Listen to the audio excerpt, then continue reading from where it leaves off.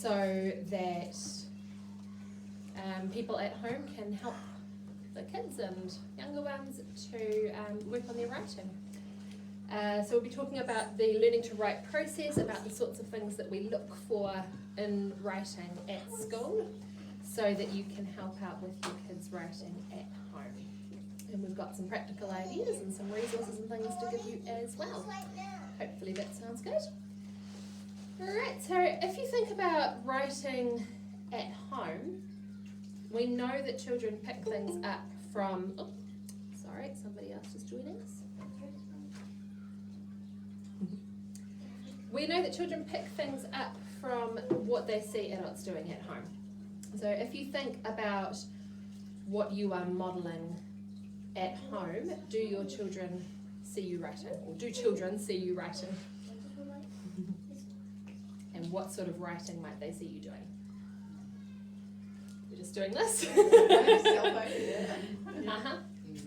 Do you think when they see you doing that, do they know that you're writing? I think I'm playing games, but I never play games. Yeah.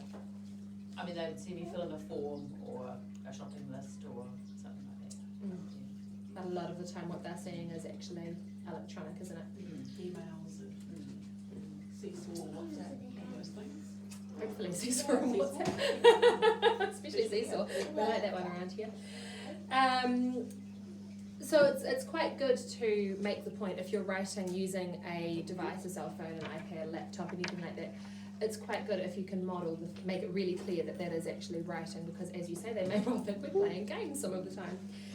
So we want the children to see us writing, we want children to realise that we're writing, and it helps them see that there is purpose in writing.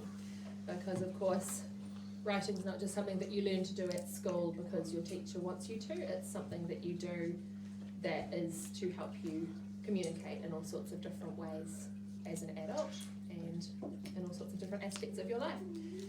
So we want to make it really clear to our kids that there are lots of different types of writing. It's not all just sitting down with a pencil and paper and being told to write something. There's times when we need to write for work, shopping lists and things that you just mentioned, emails, letters, text messages, even just sending a quick little message and text to speak on your mobile, it's still writing. Alright, if your child shows you something that they've written, if they bring home something that they've done at school maybe, or send you a message on Seesaw or WhatsApp, people who are online, please feel free to turn yourselves off mute if you've got something as well and join in with the conversation. If your child has something that they've written and they show it to you, what might you say in response?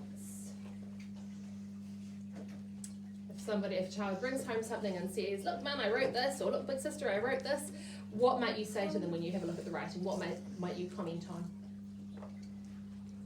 Wildly enthusiastic. You might think it's a bit messy.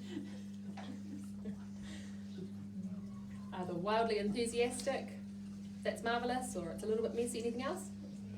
Would that be, if you were wildly enthusiastic, would your comment just be along the lines of it's marvellous? Would you be any more specific than that, or just general positivity? So, yeah, sometimes they come up with funny things about the family or whatever, and it's always quite interesting to see a little insight into their minds, what's going on in there. Nice. Anything over here?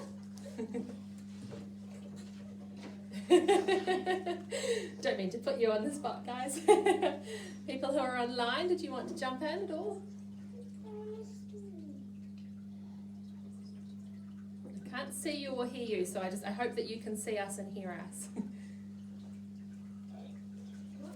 Okay, at school there are two sort of key parts of writing that we focus on. There's deeper features and surface features. Anybody know what these are? What does it mean? Surface features or deeper features?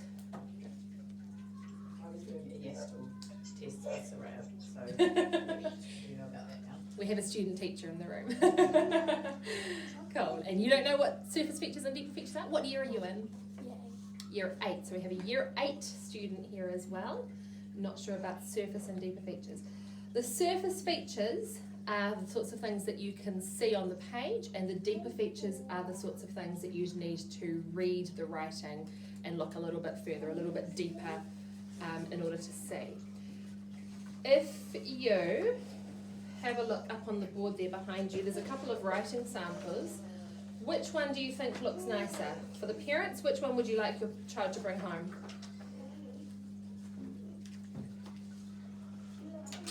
Just at a glance. With better handwriting. We have better handwriting on one of those writing samples. So here's writing sample A for people online. Hopefully you can see that. And this is in the resource pack that you have in the Google folder I shared earlier today. And this is sample B.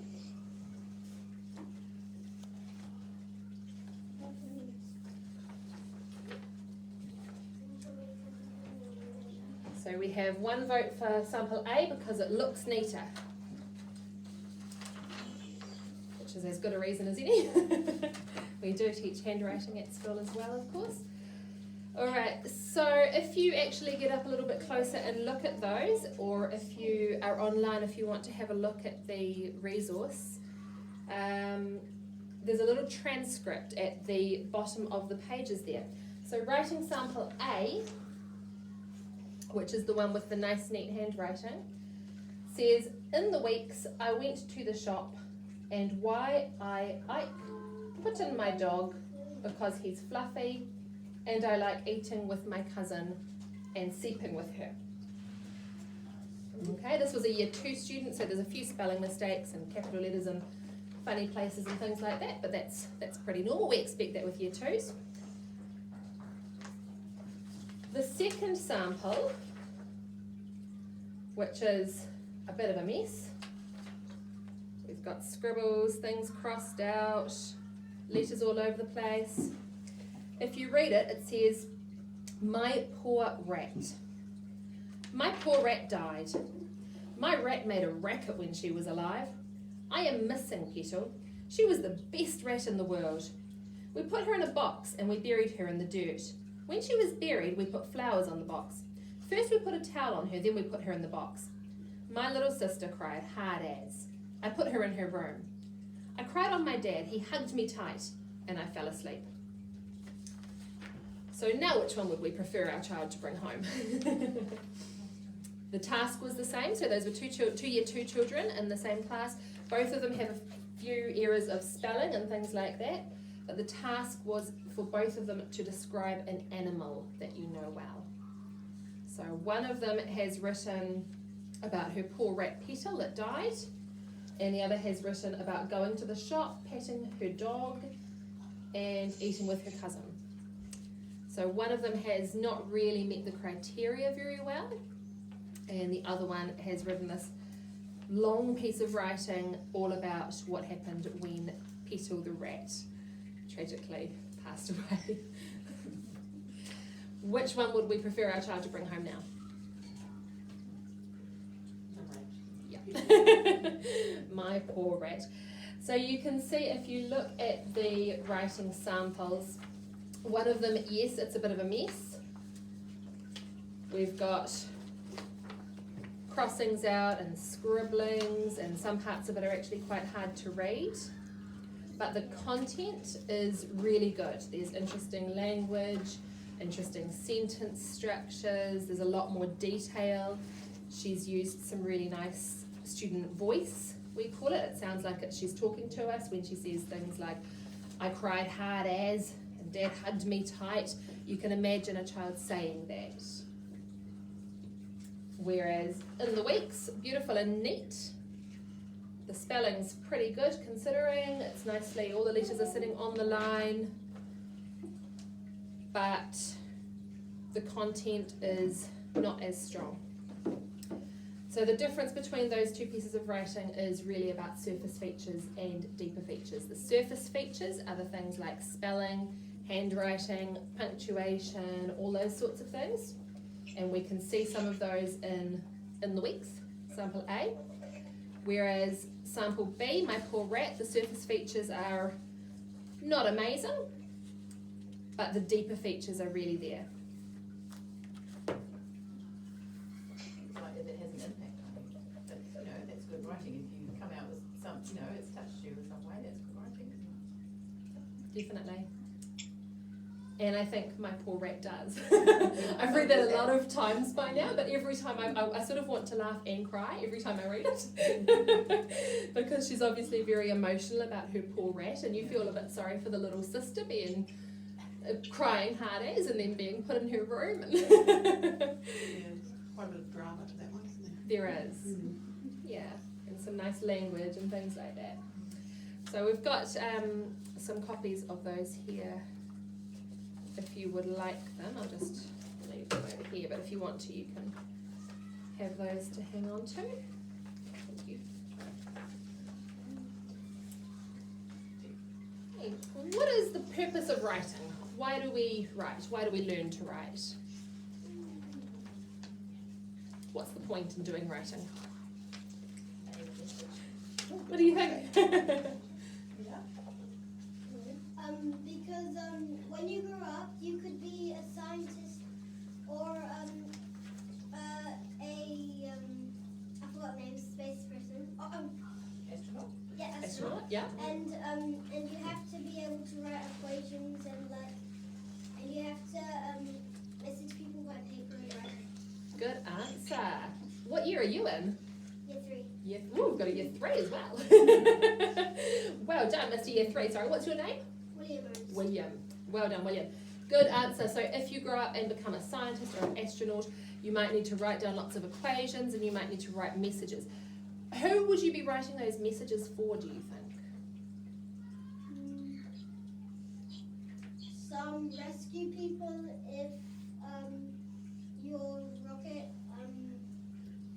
goes a bit haywire. They wouldn't want that. Like you've been watching a few movies. And if those rescue people, if your rocket went haywire and the rescue people saw your note and couldn't read it, what would happen? They wouldn't understand it and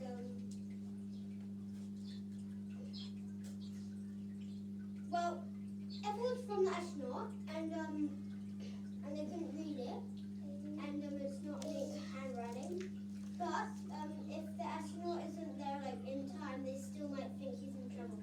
They might figure it out. Hopefully they'd figure it out. So if they couldn't read it, they wouldn't know what it said, would they? They might not understand the message, and you might, if you were the astronaut, you might still be in trouble. So it's really important for people to be able to read our writing. So we do need to focus on the surface features as well. If your spelling is so shocking that the people reading it can't actually read what you're trying to say, then that's going to be a bit of a problem. But if there's a few little spelling mistakes in there, or if it's a bit messy, they probably won't mind, will they? So the point of writing is that other people can read it and we can read it ourselves. So it's all about communication. We do need to make sure that people can read our writing, so we do need to have it neat enough and with good enough spelling and things like that people can read it. But generally at school, we weight the deeper features more strongly. So the deeper features are more important than the surface features within reason. We do need to have those surface features as well. If we look back to my poor rat, go and see that. I'm going to grab a copy, go for it.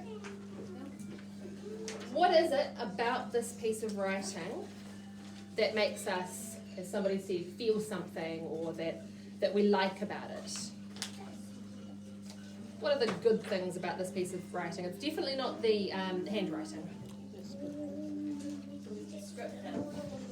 Descriptive? Mm-hmm. Any parts in particular? My little sister cried hard as. My little sister cried hard as.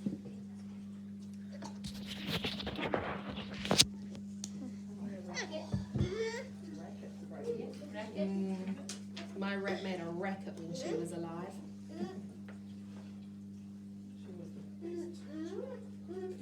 Best rat in the world.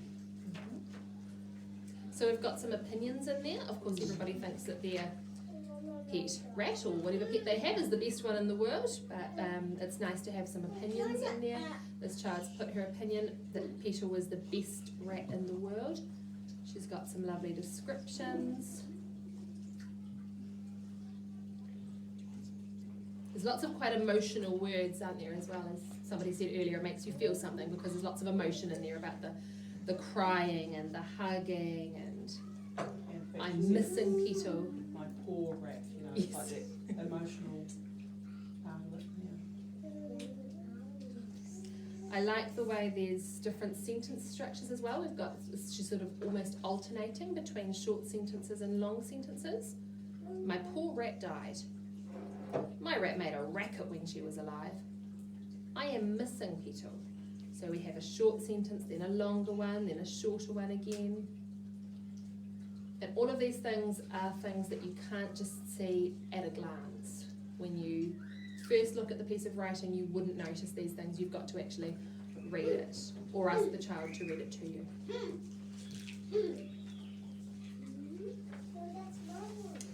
So when you're learning to write as a child at school, it's a bit like learning another language, especially in the early stages. If you are first learning to write, when you're in your first couple of years or so at school, there's a lot going on. Just like when you learn to speak another language, and for those who have done that, it's not easy.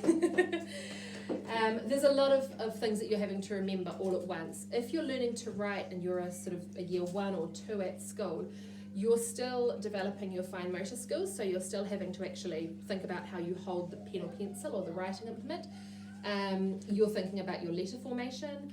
If I want to write about a beautiful butterfly, I'm thinking about the sounds in the word beautiful. Okay, I need to start with a B. What letter is that again? That's right, it's a B. Okay, how do I make a B? Oh, hang on, I've lost my pencil. Pencil grip. Make sure that I'm holding the pencil the right way. What was my letter again? By the time I've written that B, I've probably forgotten what the rest of my sentence was because there's so much going on. So it's a really complicated process. If you imagine that you're learning a new language and it's got a different alphabet from English, so you're learning to write in kanji or Sanskrit or one of the other languages that has a completely different alphabet, and you think you've done a pretty good job, you've thought of all those words, you've sounded them out, you've remembered the script, you've written them down, and then someone criticises your spelling or your handwriting, how would you feel?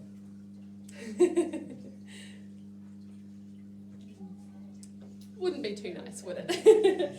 And that's often how children feel, because we're focusing on those surface features when actually just by getting something written down at all, they've already done a lot, they've achieved a lot, and they've done a really great job just by getting something on the page.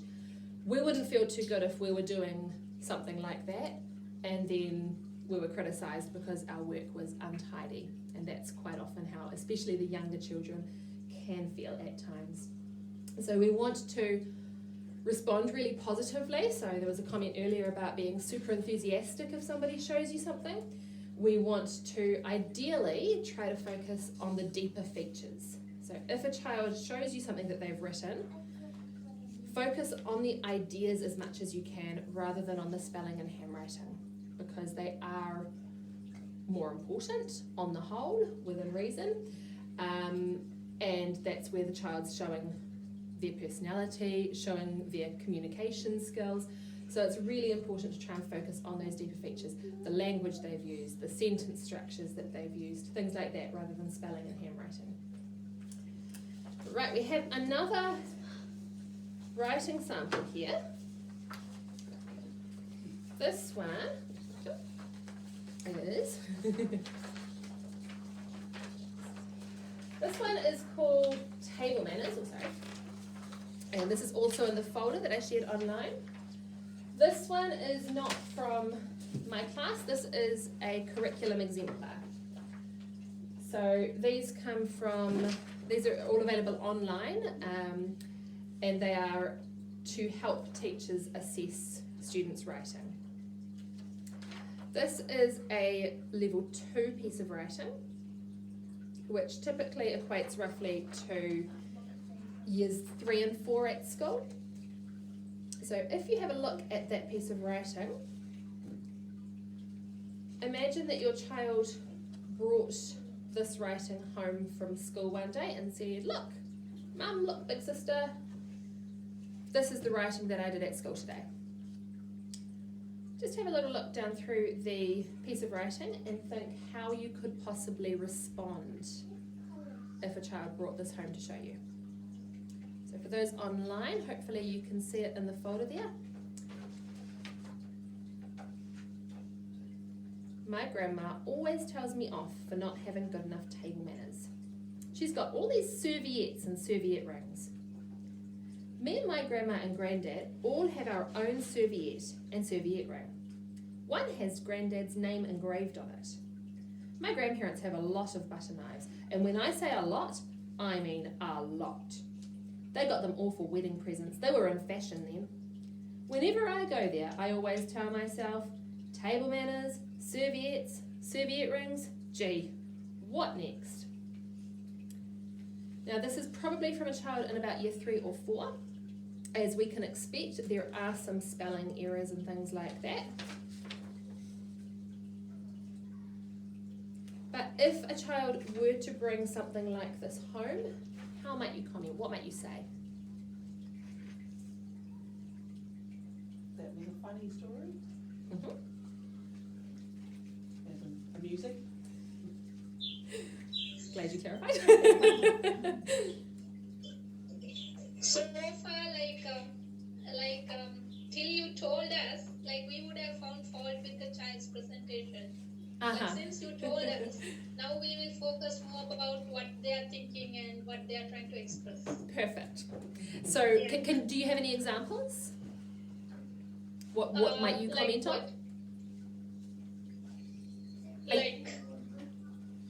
Can you hear me? Yes, we can hear you. Okay. It's like the child is going deep into, relating what the grandma likes and table manners and things. So they have a vast ideas to present. But the problem is they don't, do it in a orderly way. What you said, the surface feature is missing. But there is more deeper feature. Mm-hmm. So since you have made it clear, hereafter in future we can understand. Excellent. Great, thank you for that. Yeah.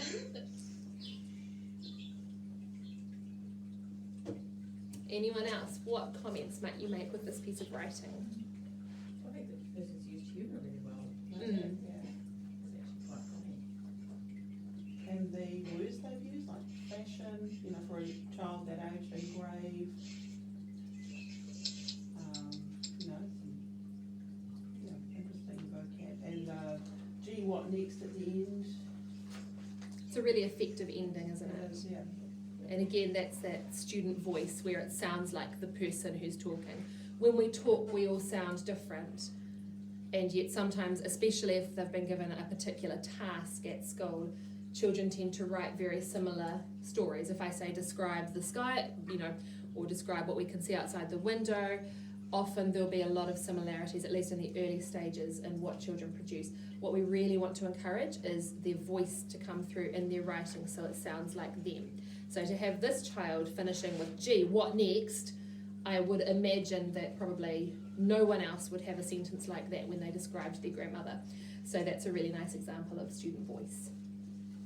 I think it's quite a nice sentence where they say, when I say a lot, I mean a lot. You can really imagine a kid expressing their frustration when they say that. Again, you can hear them saying it, can't you? You look at it on the page and you can hear the expression and you can There's just almost imagine an them eye saying roll, I think. Yeah. So the comment was there's lots of great use of humour and lots of really nice precise vocabulary. Vocabulary is definitely, that comes under the deeper features category. So we've got great words like engraved. Granddad's name is engraved on it. They were in fashion then. Again, you can hear the eye roll there, can't you? They're not in fashion now, this child's thinking. I always tell myself, table manners, serviette rings, gee, what next? So quite a lovely piece of writing. And yes, they haven't spelt engraved perfectly, and there's some errors of spelling and capital letters in funny places and things like that, and a few little bits and pieces that are a bit, but that's something that's really easy to improve. If you don't have your surface features in place, you can publish the piece of writing, you can type the piece of writing, you can improve it, you can improve the spelling and come back to that later, and at school that's something that we would do. The teacher would often, or another child perhaps, help the student to improve the spelling. And when it comes time to publish that writing, if you publish it, that's when you make it neat and make sure that you've got your best handwriting and things like that. But if you don't have the deeper features in place, that's quite hard to improve, and that's probably why they're more important. If there's a spelling mistake, we can fix that, no worries.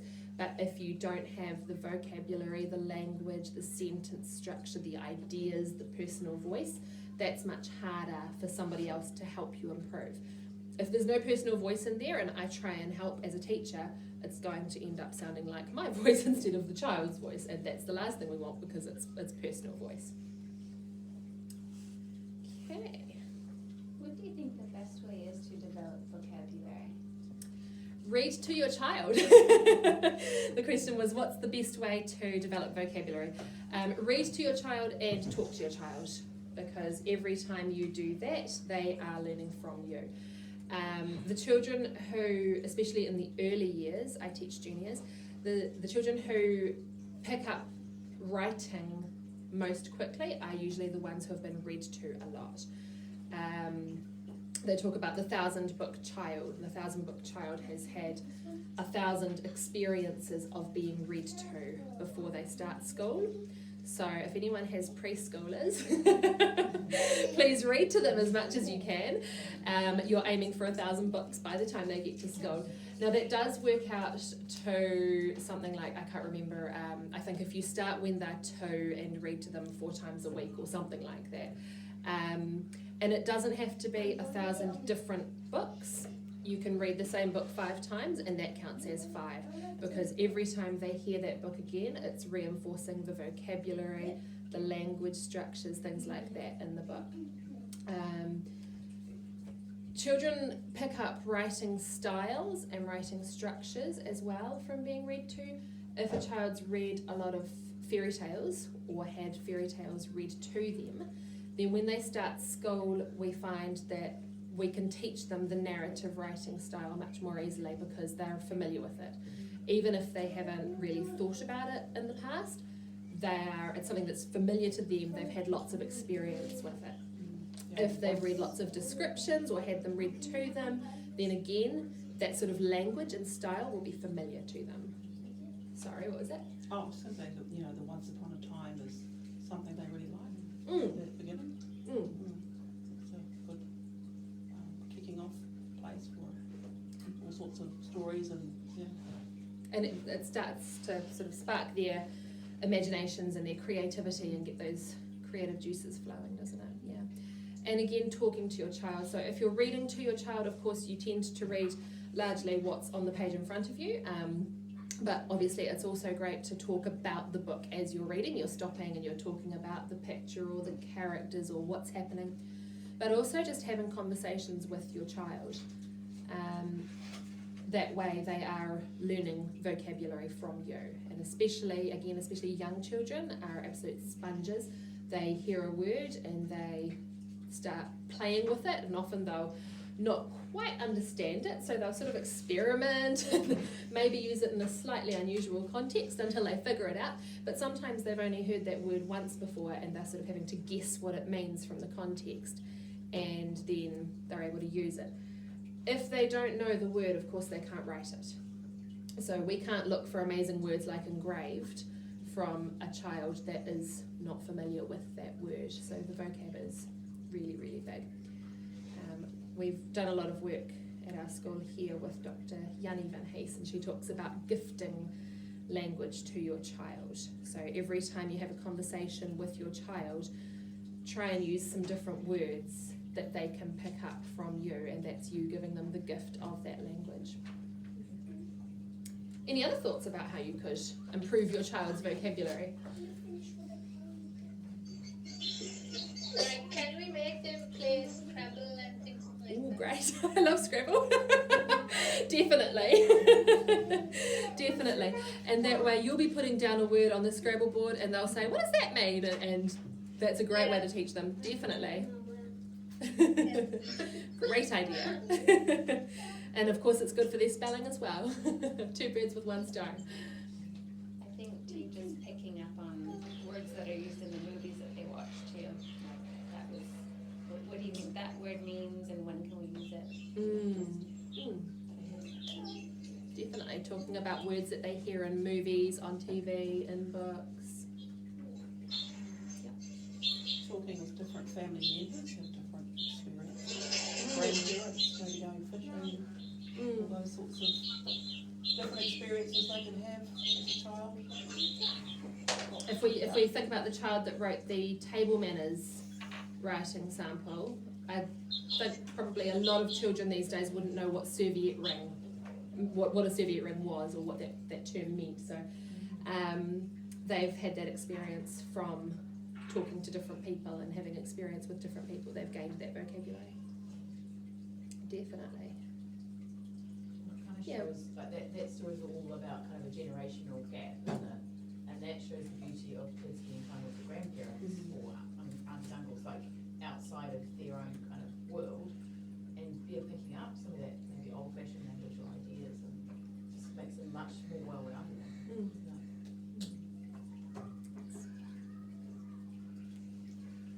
We often have children go through phases in their writing where they'll use particular terms or phrases or words almost ad nauseum, and it will be something that they've picked up from somewhere. So there's a really lovely reader that we use in the junior primary school about a cat called Greedy Cat, and repeatedly you get the phrase, and that was the end of that.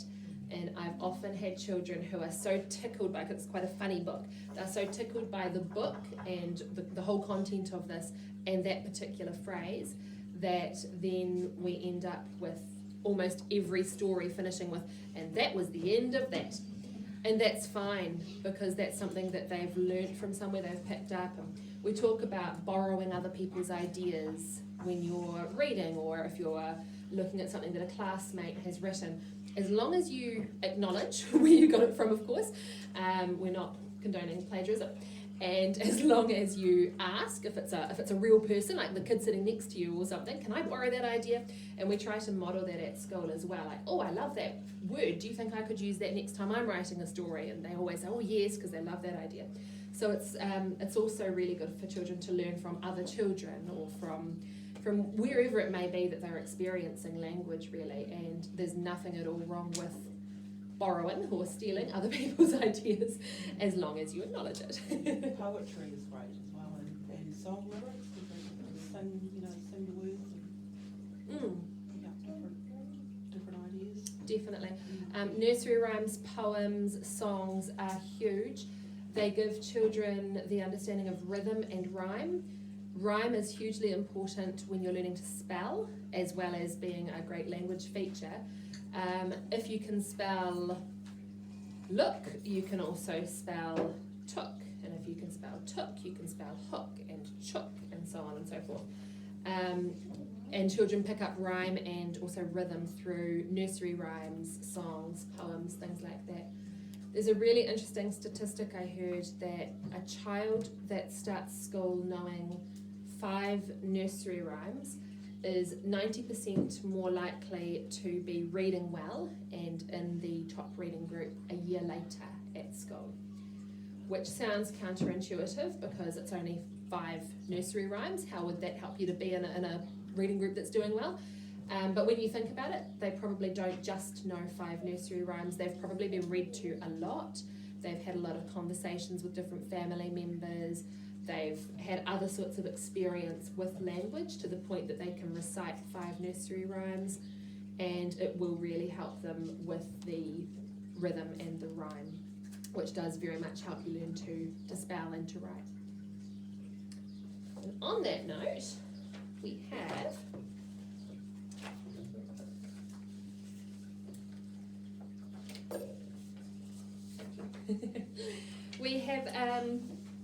a little sheet here. I did put this in the folder online, but I don't know if it was very easy to read.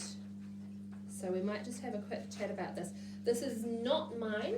This is this belongs to a wonderful expert on children's oracy and literacy named Alison, and she gave me permission to share it.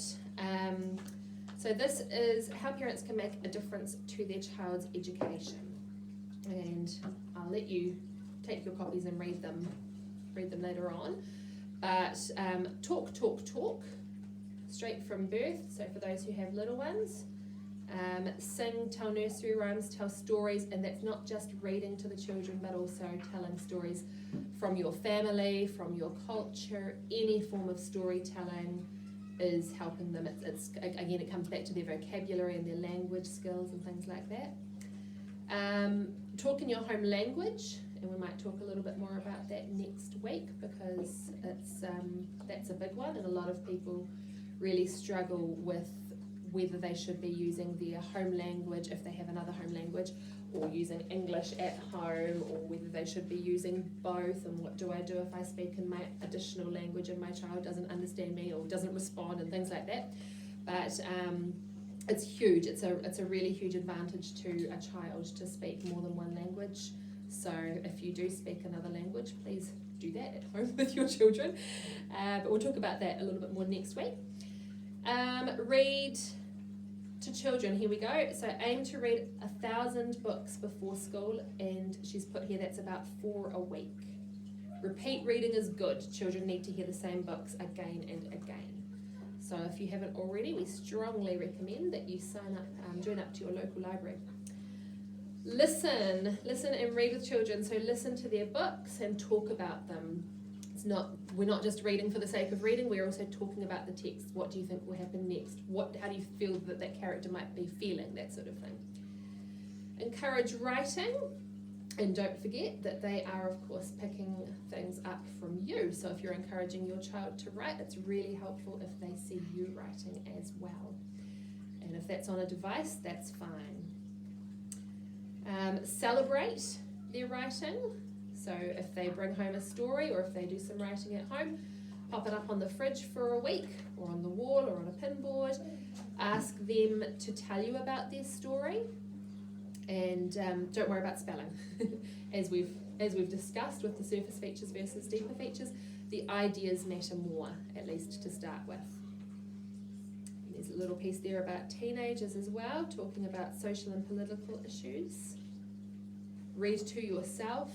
Again, reading and writing are very, very closely linked. If you are strong in one of those, you'll very likely become strong in the other one. And once again, children follow what they see us modelling. So if they see you reading, they're more likely to read. Right. The sad thing about that is that my children never see me reading, because I can only read like a novel or something once they've all gone to bed. So it's like once everyone's asleep, I might get a chance to pick up something and read it.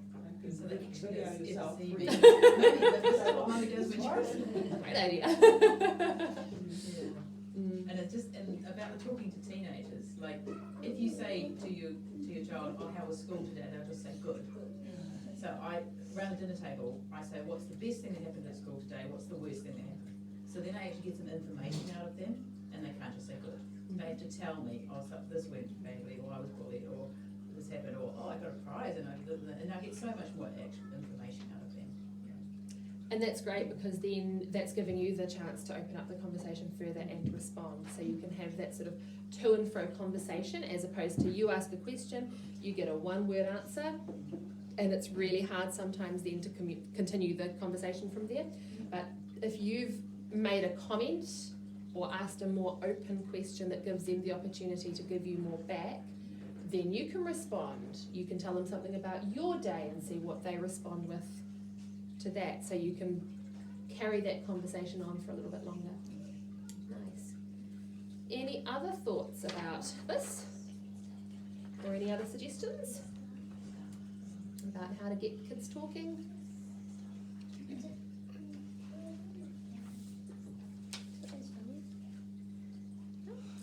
Okay, so next week we'll be talking quite practically about ways to motivate kids to write. And the reason that we are focusing on writing at the moment is that this is the most common curriculum area that we have parents asking about. So people often feel pretty confident helping their kids with reading, okay about helping with maths and things like that, but don't really know where to start with writing. So next time we'll be looking at ways to motivate your child to write, making writing something that's fun to do at home, something that you can potentially even do together, and different sort of ideas. You know, we've all had the do some writing, I don't know what to write about kind of situation. So some ideas of what to write about and ways to motivate people to write. I think she's just come off mute. Okay, I have a couple of things here that you might like to take a copy of. We have some little story settings cues, and these resources are in the online folder as well. All you do is cut it out, stick it together like a dice, and it's just a fun little motivator for writing. You roll the dice, and whichever face of the dice lands facing up, that's your story starter. So if you'd like one of those, feel free to take it. And thank you for coming, and we'll see you next week.